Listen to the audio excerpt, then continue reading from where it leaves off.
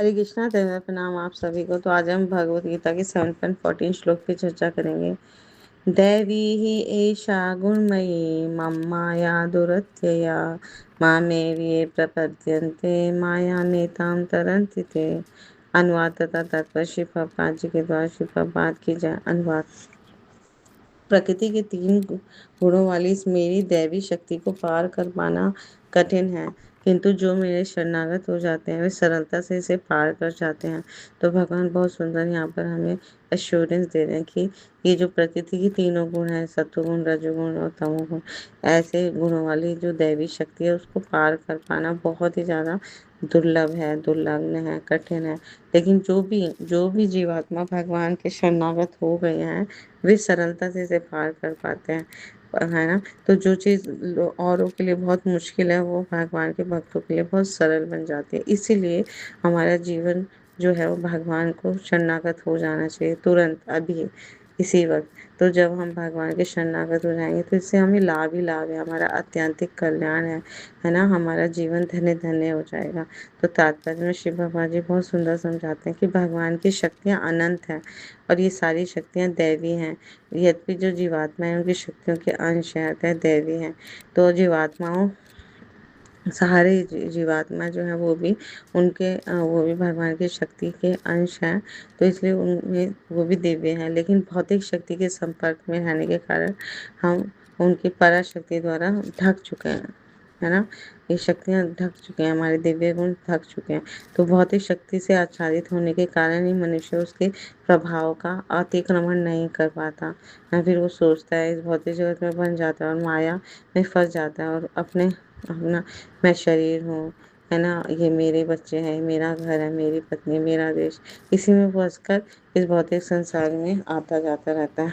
तो जैसे पहले बताया चुका है कई श्लोकों में कि परा और अपरा शक्तियाँ जो है भगवान से ही उद्भूत होने के कारण नित्य हैं और जीव भगवान की परा शक्ति से संबंधित होते हैं। लेकिन अपरा शक्ति पदार्थ के द्वारा दूषित होने से उनका मोह जो है वो नित्य मोह भी नित्य हो जाता है। तो इसलिए प्रकृति के चंगुल में से छुट पाना अत्यंत कठिन है, उन्हें फंसता चला जाता है, चाहे प्रकृति अपरा शक्ति क्यों ना हो, क्योंकि भौतिक शक्ति परमेश्वर द्वारा संचालित होते हैं, जिससे लांग पाना जीव के लिए अत्यंत कठिन है। तो जो लोग सोचते हैं कि, है ना, कि हम तो इस भौतिक जगत में ऐश करने आए हैं, खाओ पियो ऐश करो मौज करो, किसने देखा कल, तो वो अधिकाधिक फंसे होते हैं, मूर्ख प्राणी होते हैं ना।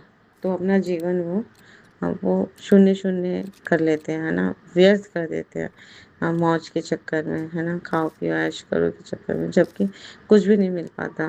तो एक सुंदर से उदाहरण से समझेंगे कि किसी व्यक्ति को एक हीरा मिल गया और हीरा इधर उधर, है ना, वो कांच समझ के दुकानों में जा रहा है, छोटी छोटी दुकानों में, तो उसका कोई मूल्य सही ढंग से नहीं लगा रहा है। लेकिन जैसे ही वो जोहरी के पास जाएगा, ना ज्वेलर के पास जाएगा, तो उसका सही मूल्य, है ना, उसको समझ आएगा कि ये करोड़ों लाखों करोड़ों है इसकी संपत्ति, इसका मूल्य।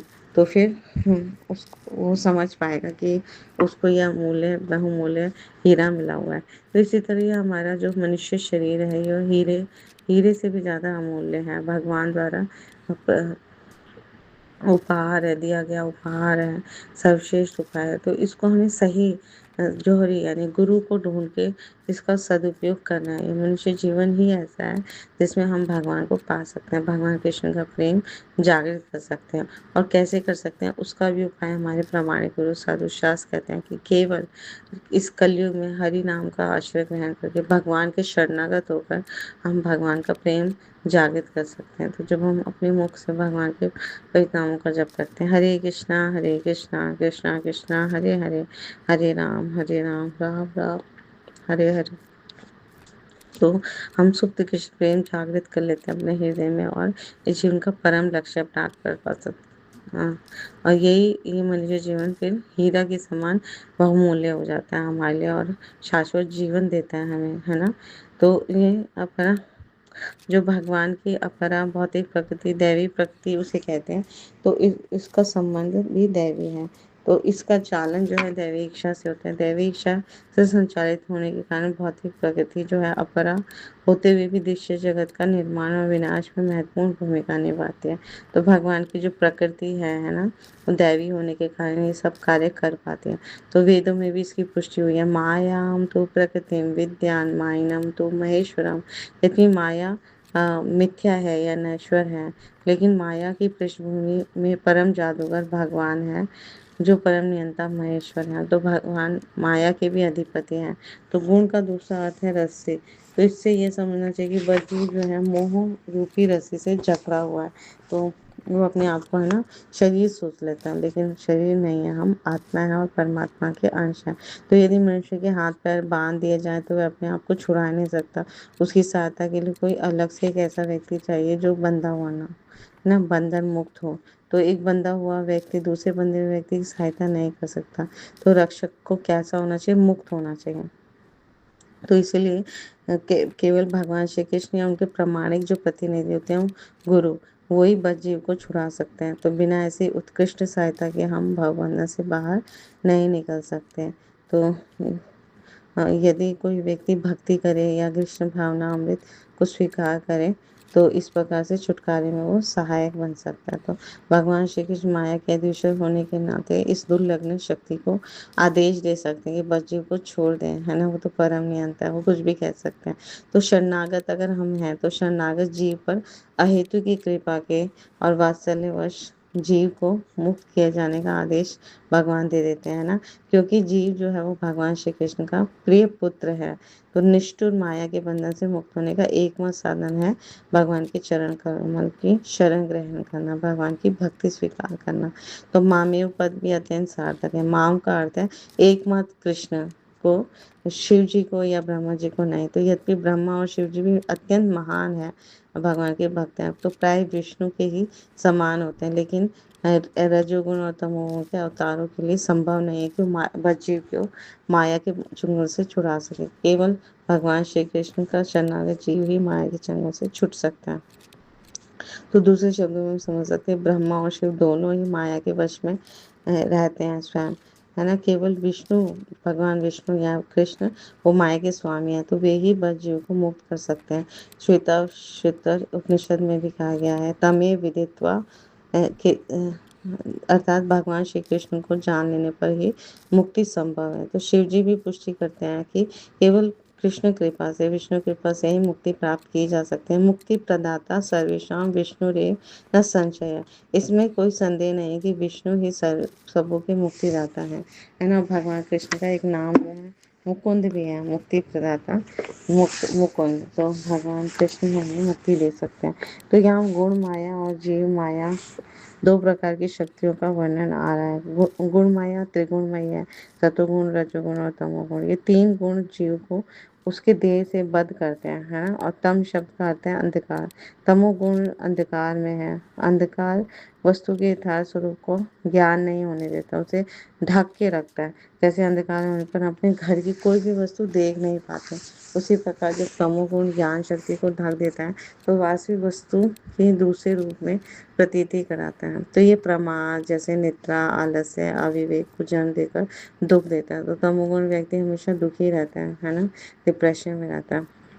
और रजोगुण जो विश्व में आसक्ति और कर्म प्रवृत्ति उत्पन्न कराता है और मन को चंचल बनाता है। क्रोध और दम इसके परिणाम होते हैं। तो इसका फल जो है सुख और दुख का मिश्रण होता है। और सत्व गुण जो होता है वो ज्ञान और सुख का कारण है। तो सत्व गुण जनित ज्ञान भौतिक ज्ञान है, आध्यात्मिक ज्ञान नहीं होता। तो सत्व गुण जनित सुख भी भौतिक है और क्षणिक है, वास्तविक स्थायी सुख नहीं होता। तो इस प्रकार ये जो तीनों गुण है प्रकृति की, हमें बंधन में ही भौतिक जगत के बंधन में डालते हैं और माया की मार हमें पड़ती रहती है। तो इन तीनों गुणों का जो पाश है इतना सुदृढ़ है कि जीव को इसके बाहर निकल पाना असंभव है। पर भगवान इस श्लोक में कह रहे हैं कि जो कोई भी जीव उनकी शरण ग्रहण कर लेता है तो माया उसे छोड़ देते हैं। माया उसे नहीं मार सकते। तो भगवान श्री कृष्ण की शरण ग्रहण करने का अर्थ हम समझेंगे। हरि भक्ति विलास में कहा गया, आनुकूलस्य संकल्पा प्रतिकूलस्य वर्जनम रक्षिष्यति ते विश्वासो गोप तृप्ते वर्णम तथा आत्मनिक्षेप कार्पण्य शर्विता शरणागति। तो भगवान की शरण हमें कैसे ग्रहण करनी है? अनुकूल से संकल्प, इसका अर्थ है हमें उन बातों को अंगीकार करना है, स्वीकार करना है जो भगवान श्री कृष्ण की भक्ति के अनुकूल हैं। जैसे हमें हरि नाम का जप करना है, कथा श्रवण करनी है, साधु संग करना है, एकादशी व्रत पालन करना है, गुरु धारण करना है। और प्रतिकूल से वर्जनम का मतलब है उन बातों को सर्वथा त्याग देना जो भक्ति की प्रतिकूल हो। जैसे भोग वृत्तियां होती हैं, मांसाहार, अवैध शारीरिक संबंध, जुआ खेलना, नशा करना, इसे हमें त्यागना है।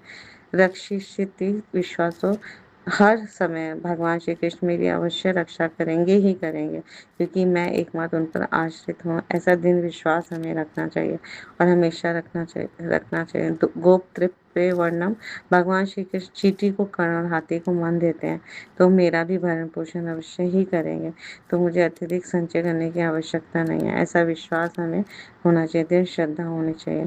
आत्मनिक्षेप, आत्मसमर्पण करना, जैसे बलि महाराज ने किया था। तो आत्मसमर्पण भगवान श्री कृष्ण को और उनके शुद्ध भक्तों और प्रमाणिक गुरु को हमें करना चाहिए। कार्पण्य यानी स्वयं को तिनके से भी अधिक तुच्छ और सर्वथा पतित समझकर केवल, है ना, भगवान श्री कृष्ण की कृपा से ही मेरा उद्धार हो सकता है, ऐसा दृढ़ विश्वास होना चाहिए। तो इस प्रकार शरणागति की जो 6 अंग है, इसको हम जीवन में अंगीकार करना चाहिए। इसको अंगीकार करके हम माया के पास से तुरंत मुक्त हो जाते हैं और अपना जीवन धन्य धन्य बना लेते हैं। Thank you so much. Guru Maharaj की जय, श्री प्रभुपाद की जय, आप सब भक्तवृंद की जय।